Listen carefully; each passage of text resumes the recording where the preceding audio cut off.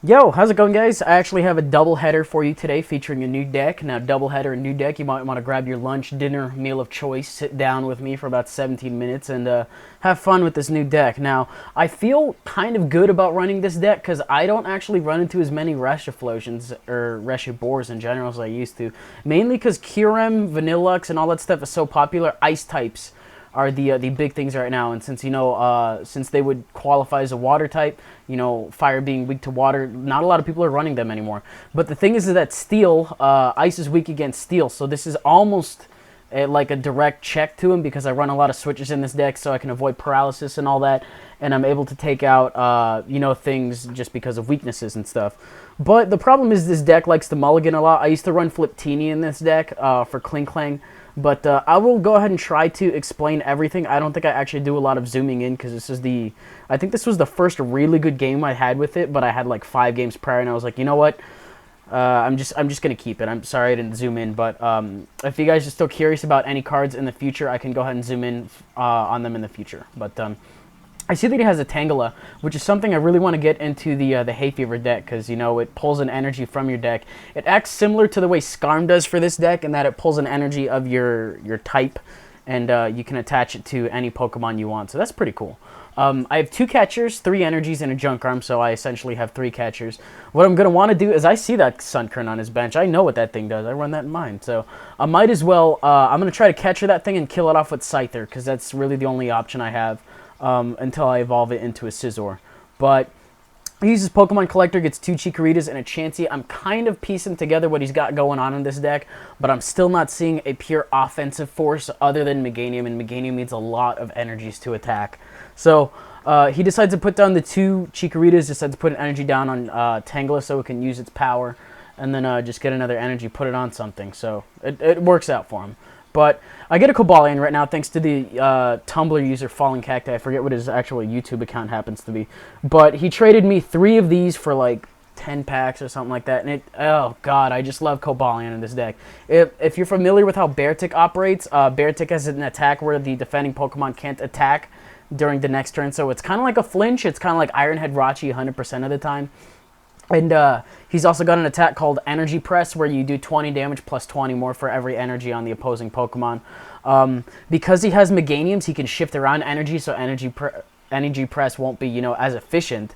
But Iron Breaker, which I think is his other move, will do set 80, and 80 is a really good amount. So it'll 2-shot basically everything he has without resistances at all. I did fight a couple of electric decks, and it's just whatever. So you can see he's doing his whole setup thing with Tangela, but he's only got the energy going. He doesn't have the Pokemon going, and by taking out his Sunkern, catching out, I've eliminated that threat.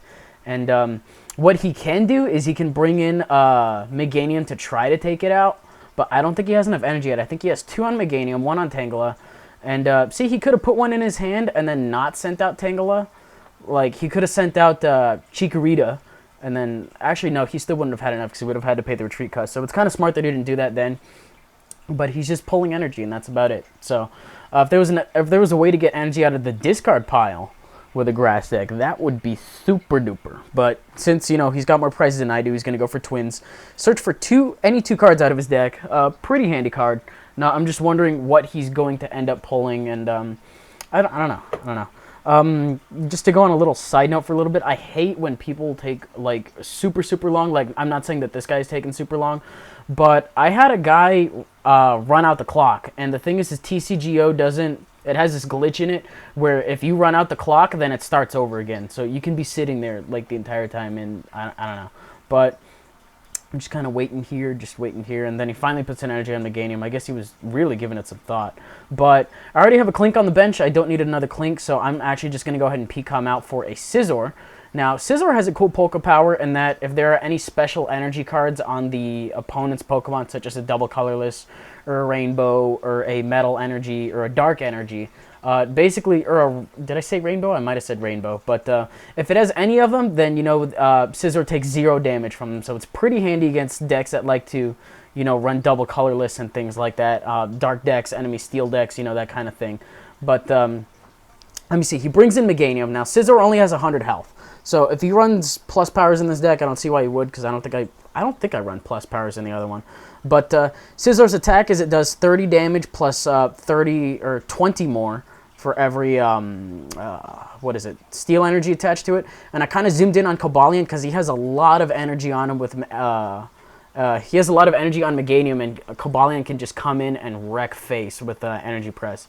But what I'm going to do is I'm going to put down the Cleffa. I'm actually going to go ahead and use a switch, I believe, and then just put another energy on something, and also get a new hand. So I decided to put that energy on Cobalion, or I undo it and junk arm it out. So I guess I just decided to eke it up. Now Cobalion can Energy Press, which is fantastic. So if my Cleffa stays asleep, or, you know, somehow actually ends up staying alive, well, first off, it stays asleep, so that's good. But if it stays asleep at the beginning of my next turn, I can switch out. And the problem is he now has a Sunflower setup, which is what I was trying to stop. Because now he got all this energy, and he's definitely got a lot of things. It looks like he's running just pure Meganium for offense, so he should consider Virizions. That would be pretty cool. I'm not sure if the Virizion that I'm running or the other one.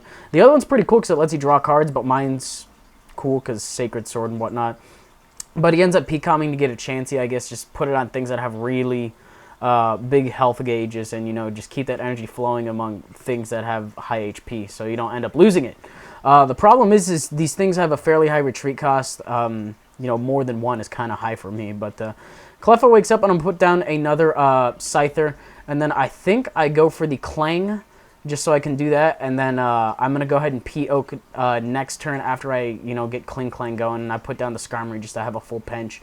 But I'm going to retreat, go out to Cobalion. Now, Cobalion is going to go for the Iron Breaker, I believe, and that prevents him from attacking next turn, and it does 80 damage, and that's pretty damn good. So I could have gone for the Energy Press to do 100, but to take away 20 and then just have him not attack me, period.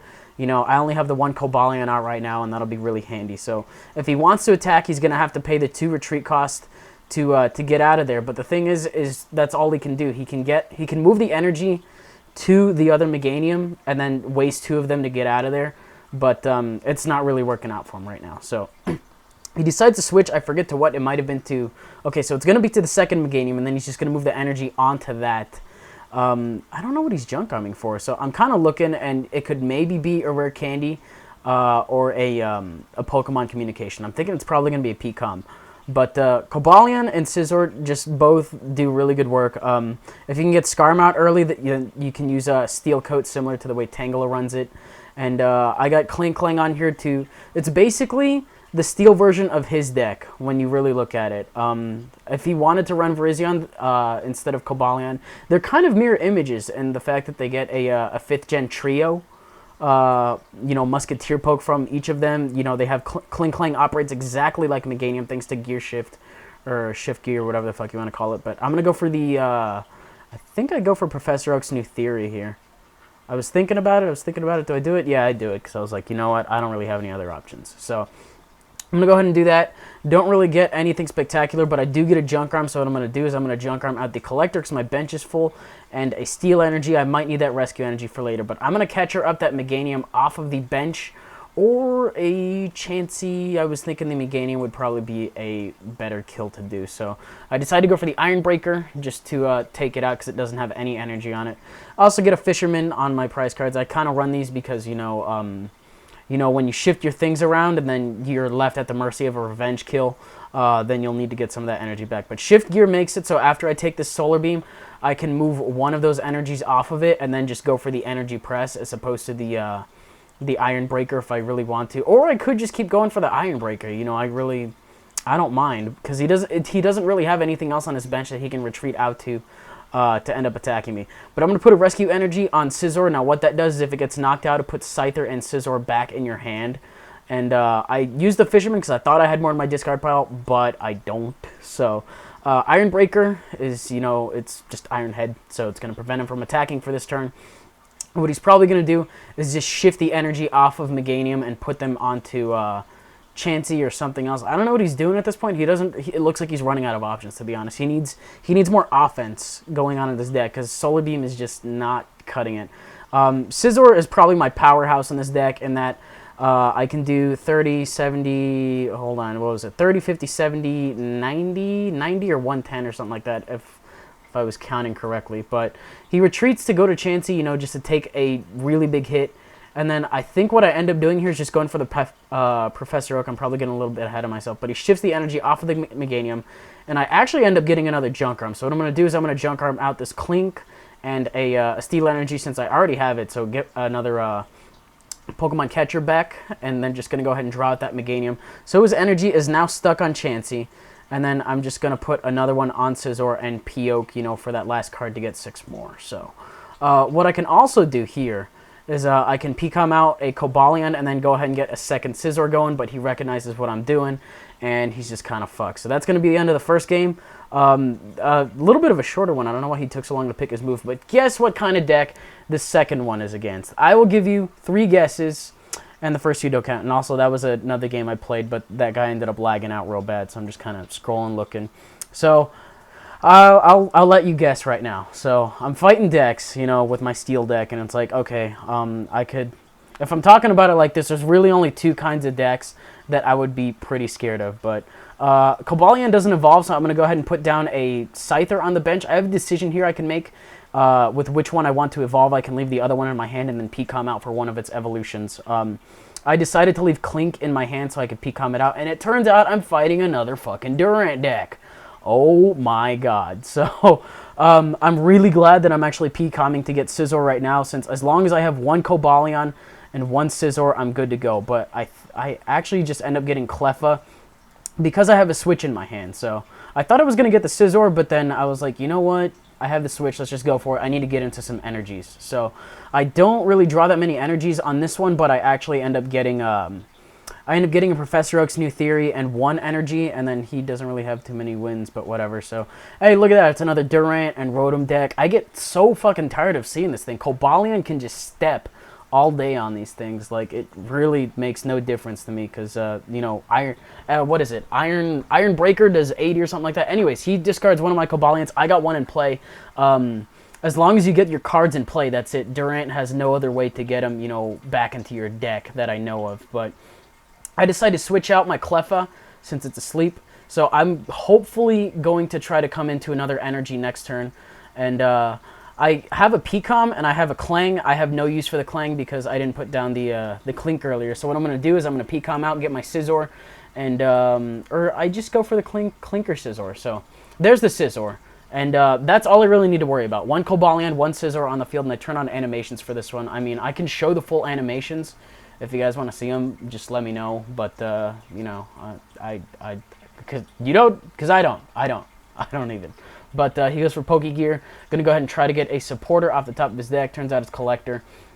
And I think he just uses that to try to go for, to try to get more Durants. Because he's using Rotom to swap out his prizes to see if he can get one. But the only thing he gets from that is Sneasel. Now, I'm curious as to why he runs Sneasel.